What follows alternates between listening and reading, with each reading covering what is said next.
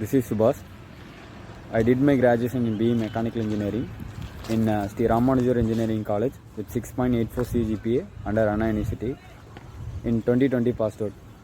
After completed my degree and I plan to switch my career in IT industry, one of my friends suggested me to join QSpiders. After joining QSpiders, I learned lot of technical skills handled by Java is handled by Nandi sir, and manual testing is handled by Subham sir in such a practical way.